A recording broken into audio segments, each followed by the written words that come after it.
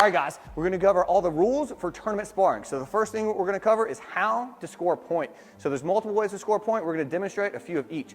First one is just going to be a kick to the body. Kick to the body is worth 1 point. Nice. It can be to the side of the body or all the way to the front. Any of the part of the torso is worth 1 point. Next way is a reverse punch. Now, reverse punch means a punch with your back arm. So if she reaches in and hits with her front arm, it's not going to be worth any point. A jab to the body is just too easy. That's why it's not worth a point. A reverse punch takes a little more skill. That is why it's worth 1 point. So show me a reverse punch to the body. Now, for these two ladies, they know jabs or reverse punches inside and out. Green belts, they struggle a lot. They just do a lot of punches. If you're in doubt, you don't know which hand it is, make sure you just punch with both arms. Easy. One of them's got to be your back arm unless you're doing some weird footwork. All right, so next way to score 1 point is going to be a leg check. Now, this is only going to be for youth and adults. So if you're in the junior class, you can't do these. But for the youth and adult, they can. A leg check. Nice. Now, the block for that is super simple. The block, she's just going to lift her knee up almost like a front kick chamber. So this time, she's going to show you the leg check. She's going to show you how to block it. Boom. That's it. So there's ways to get 1 point. Now, the way to get 2 point kicks, you got two options here. We got a kick to the head. So let's say she round kicks her in the head. We're close. Boom. She round kicks to the helmet, makes contact. She gets 2 points over here. Next one is a kick within 6 inches of the face with no attempt to block. So let's say she has her hands down. She's hanging out. She sneaks a kick in there really, really close to the face without contact at all. That is another way to get 2 points. Now, how do we get some strikes? So strikes, give your partner a free point. You don't want to do that. Points are really hard to get. I don't want to give them away. So we'll show you a punch to the head. So any kind of punch. It can be a front arm punch, back arm punch, reverse punch, ridge hand, any kind of hand technique to the head, boom, is a strike. No hand techniques to the head. You're allowed to kick the helmet and within 6 inches of the face. Another way to get a strike is make contact to an illegal area. So let's say she kicks her in the back. So she does like a round kick or side kick or whatever and hits her in the back thing. So show me a kick to the back on that side so the camera side can see it a little better. Boom. Nice. So any kind of kick to the back. Now, here, point. Here, strike. So you got to be really accurate. So tournament sparring is all about speed, also accuracy. So you can switch sides back again. A couple other strike techniques you see are illegal techniques. I don't remember the last time we had to call a strike for this, but you could get strikes for illegal techniques. That would be like throwing like an elbow smash. So if you show me like an elbow to the body, bam. I've never seen anybody do that in the Tiger Rock tournaments, but you could get a strike for it. Also like knee smashes, headbutts, throwing somebody, tripping somebody. Now, one last one is excessive contact. You could get like DQ'd, immediate DQ for excessive contact. So the goal for the tournament sparring rounds, you have 2 minutes to score 7 points, or the first one to score 7 points wins. If there's a tie at the end of 2 minutes, you just move on to like a sudden death tiebreaker. So let's say they're tied, they spar again. First one to get 1 point wins. So whoever scores first, or whoever gets a strike first, at that point, they would lose at that point if they got the strike. If they got the point, they would win. So you got 2 minutes to score 7 points. You want to try to score those points as quickly as you can. That way you don't have to go all 2 minutes for every single round. Because if you keep winning, you're going to be really tired by the end of the tournament. I'm going to let these ladies demonstrate a little bit. Y'all can just do whatever you want, and then we'll talk a little bit about it when you're here. Now at the tournament, you'd have 3 judges. 2 of the 3 judges have to agree on the point. So let's say one judge sees a kick to the body for 1 point. The other 2 judges didn't think it made contact, didn't see it, doesn't count. 2 of the 3 judges have to agree on a point.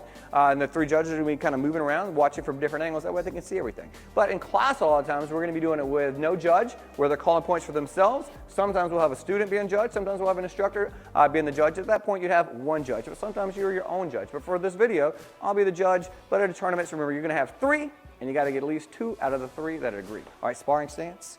All right, so tournament sparring. Go. Right. All right, so she got a reverse punch in just there at the last second. She got a jab first and then a reverse punch. That would be a punch to the body worth 1 point. Go. Right. So we got a kick inside over here. Hers was pretty close. Hers made contact, so it's 1-to-1. Sparring stance, go. Break. Well, we got a kick to the body over here. Now, this is going to be one of those things we get questions about because she blocked it, but she also hit her. So she blocked it, but she also hit her. So it was kind of halfway blocked it, but then the kick still made contact. So if you do a block and they still hit you, that's going to be a point for that other person. So if you're blocked, it's got to be really far away from your body, and it's got to be obvious block. Otherwise, that person's probably going to get the point. You also cannot score with blocks. Can't score. The only way you can score is punches, kicks, or strikes. So I got to be doing offense. I have to be throwing techniques, punches, kicks, up, go. Break. Well, I don't know. I'm not sure. Scott saw a jab in here. Jab doesn't count. The reverse punch was close. Her kick was close.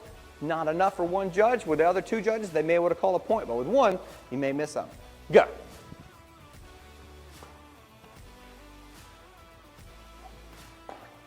Break. We got a kick inside over here, and that is time. These are going to be a few of the best tournament sparring techniques. They work in almost every single ring, green belt ring, all the way up through black belt ring. So these are going to be some of our favorites. So she's going to demonstrate a double slide round kick. Pop. Nice. Nice. All right, nice. A counter for that is going to be a 3-block reverse punch. So she's going to demonstrate that one on the second kick because the first kick's not making contact. So if it was going to make contact, I would block that one. But if it's too far away, you don't really have to block that one unless it's going to be super close. Then you got to block it. So she's going to block the second kick and then counter with a reverse punch. Show me that. Nice. All right, one more. Very good. All right, nice. Now, next one is going to be slide side kick. Now, for me, this is my favorite one out of all of these. But these are the top 3 for me. She likes to slide around the most. She likes to slide side. Everybody's going to be a little bit different. Your favorite may be totally different than ours. All right, so show me 2 of the slide side kicks. Nice. Now, full extension. Bam. Nice. All right, show me one more. Very nice. This is going to be one of the ways that we do it in class a lot of times. So now, they're going to be calling points for themselves. So they've been training for a really, really long time. For some of the beginners, we don't do this drill with the green belts. They don't know how to call the points well enough. But eventually, for the junior advanced youth class, you're definitely going to be doing this drill a lot. They're going to be just tournament sparring. They're going to be going all by themselves. They're going to be moving around tournament sparring. I'm going to be talking about some keys to tournament sparring. All right, sparring stance. So if you see this in class a lot of times, you see kids yelling point, this is what's going on. So they're calling point. You also can't call your own point. So if I side kick her, she calls point. So she would say point. And if I punch her, she calls point. But I can't just go like, boom, point. I can't call my own point. So she knows if she got hit or most of the time. Now, I will tell you this. If it's really close, especially in class, they don't count. It's just practice. If it's close, just give them the benefit of the doubt and call point and move on. Because you're not going to have judges that just let you get kicked without calling anything. So if you get kicked, just call the point for the other partner and then go from there. All right, so they're going to be moving around sparring. I'm going to be talking a little bit about some keys to tournament sparring. All right, number 1, I think is the number 1 like top key is having your favorite leg in front. Especially for Taekwondo, I want my front leg is going to be in a really small stance with front leg needs to be light and ready to kick at all times. So I don't want to do a lot of back leg kicks. You can. There's no rule against them. Back leg kicks are really powerful, but if I can hit you in my front leg before you can hit me with your back leg, I'm going to get the point. So for free sparring, which we'll cover later, back leg kicks are probably more important. But for tournament sparring, number 1, favorite leg in front, and throw front leg kicks is going to be more important. I want to think about using my basic techniques, and I'm thinking about working my speed versus my power. Not trying to smash them as hard as I can, because if I load up on every technique, it's really hard to be as fast. And also, I want to pick my best moves, not my coolest moves. And that's a hard one for the younger guys and ladies. A lot of people want to try their coolest, flashiest moves like spin heel kicks, 360 round kicks, 360 sides. Those are really cool, but they take a long time to develop and they're harder to time, especially when you're sparring somebody that's out at a high level. Also, I want to go first. It is really, really hard to score going second. Now, some people are counter fighters, which means they block and immediately throw a technique right after that. But I want to think about going more offense. More offense. The more offense, the better.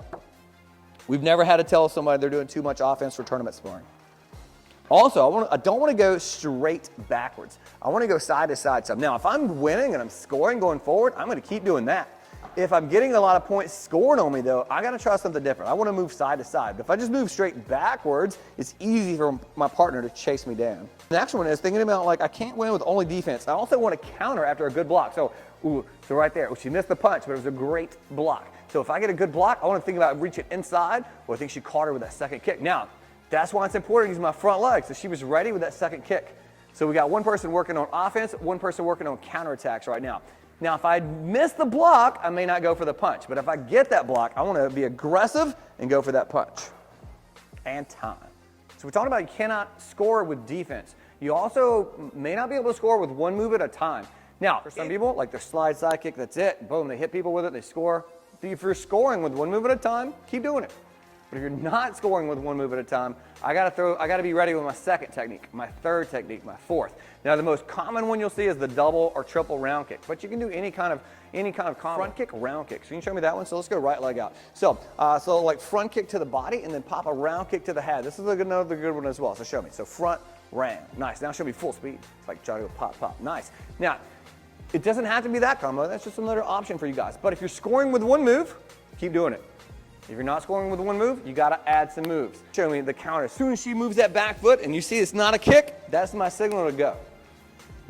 Boom. So this works the same way. Let's say she was gonna throw a back leg round kick. That same technique is a great counter for it. Watch.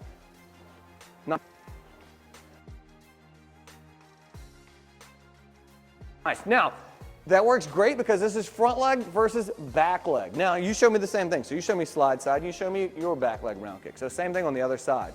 Front legs are always faster, or almost always. Front legs beat back leg kicks in tournament sparring. Now, not always in free sparring, but this is tournament sparring and how to score points for tournament sparring. Thank you, ladies. Boom. All right, give me one difference between like tournament sparring and free sparring. You're trying to go for points in tournament sparring, but in free sparring, you're just trying to show your variety. Abby, what is your favorite move for tournament sparring? I'd say slide side kick, so I can just get the point and get in there without any difficulties. Adeline, what's your favorite tournament sparring move? Just like slide round kicks, yeah. Tournament sparring, you want to go first or take turns? First. How many points is a kick to the body? One, sir. Reverse punch to the body. One, sir. Kick to the head. Two, sir. Give me a way to get a strike. Kick to the back, sir. Give me another way to kick. Kick below the belt. What's the exception for the below the belt kick? Leg check. sir. Leg check. Nice. What group do you have to be in to use leg checks? Youth and adult, sir. What's like an obstacle you had to overcome for tournament sparring? Something that I had to get over was when I lost a round. I had to, that wasn't the end, and I could still move on, so. In tournament sparring, I probably had to just get stronger and use my aggressiveness because I kind of held back a little bit. What is your favorite tournament memory? Probably when I was finishing the match and then I axe kicked and I just like held it on top of his head for a few seconds and then I finished the match. Adeline, what is your favorite tournament memory? So this past Worlds tournament was my first World tournament, and I competed in the open sparring, and there were a lot of really good girls in my ring, and I still got the gold medal. So. How do you handle a loss? You use Get over it. Motivation. You move on. You use it as motivation to try harder and get better, sir. You accept it. What are you going to do with the judges? Argue with them. Yeah. Is that ever going to work? No, No, sir. sir. Have you seen kids argue with the judges? Yes. Yes, sir. Have the judges ever changed their score? No, No, sir. sir.